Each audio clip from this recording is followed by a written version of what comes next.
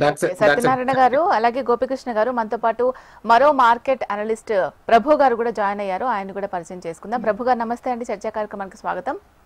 నమస్తే అండి. చాలా రకాల విశ్లేషణలు వినిపిస్తూ ఉన్నాయి అండ్ డిమాండ్ కూడా చాలా ఎక్కువగా ఉంటుంది. గోల్డ్ రేట్ పెరిగే ఛాన్సెస్ ఎక్కువగా ఉన్నాయి, ఇన్వెస్ట్మెంట్ పరంగా కూడా బాగుంటుంది అని అంటూ ఉన్నారు. సో మీ అనాలిసిస్ ఏంటి? మీరు ఇప్పటి వరకు చూసిన దానికి ఇంకా చూడబోయేది ఏంటి? అంటే ఎంతవరకు గోల్డ్ పెరిగే అవకాశం ఉంటుంది? ఒకవేళ ఇన్వెస్ట్ చేయాలి అనుకున్న వాళ్ళకి ఇది సరైన సమయమేనా? ఒకవేళ వాళ్ళు మళ్ళీ అమ్ముకోవాలి అనుకున్నట్లయితే ఏ టైం వరకు వెయిట్ చేయొచ్చు? మీరేమంటారు?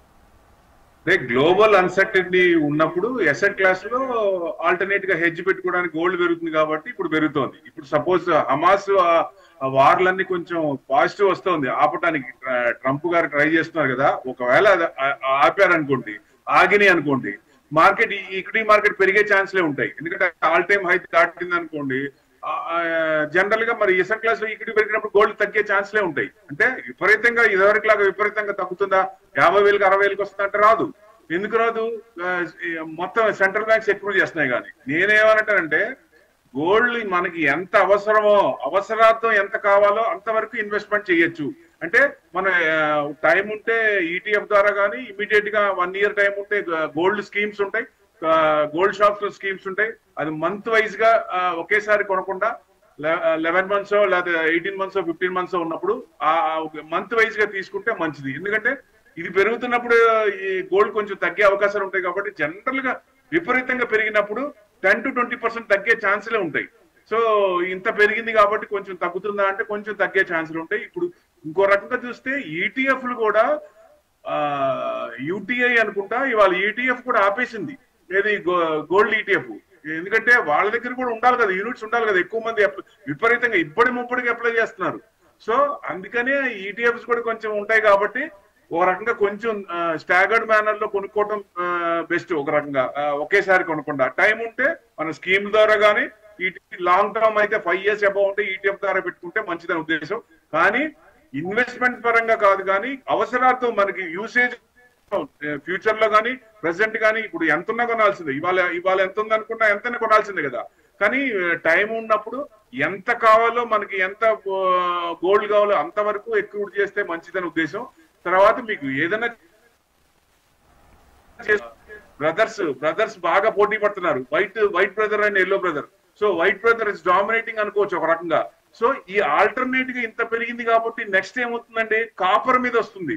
ఈ డైవర్షన్ సిల్వర్ ఇంత పెరిగింది అంటే 90,000 160 దాకా పెరిగింది కదా.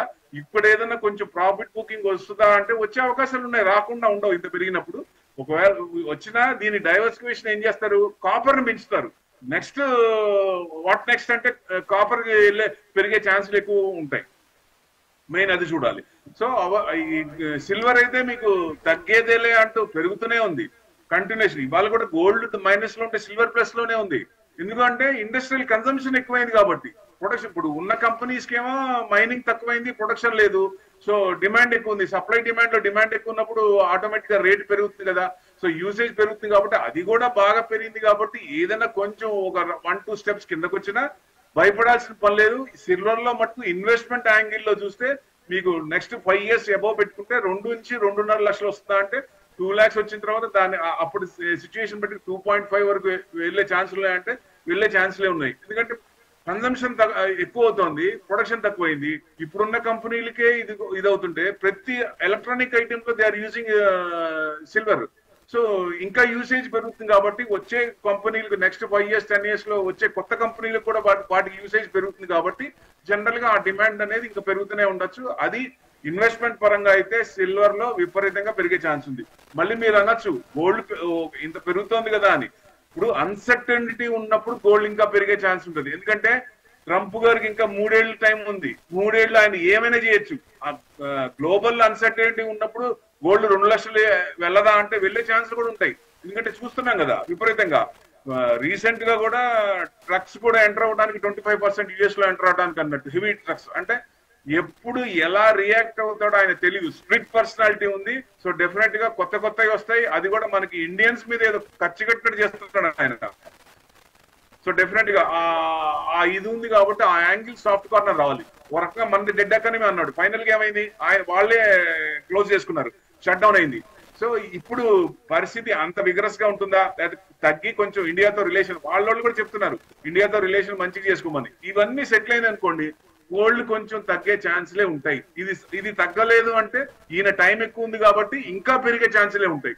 ఎందుకంటే ఫియర్ ఆఫ్ మిస్సింగ్ అవుట్ ఉంటుంది అప్పుడు. అది ఇక అట్లా ఛాన్సెస్ ఉంటాయి. కాకపోతే ఇప్పుడు పరంగా ఇన్వెస్ట్మెంట్ పరంగా గోల్డ్ విపరీతంగా ఇప్పుడు ఏదో పెరిగిపోతుంది ఇంకా ఇంకా మిస్సింగ్ అవుట్ అన్నట్టుగా కాకుండా స్టాగర్డ్ మేనర్ లో మనకు అవసరార్థం ఎంత అవసరమో దాని ప్రకారం ఎక్కువ రూట్ చేసుకోవటం మంచిదండి.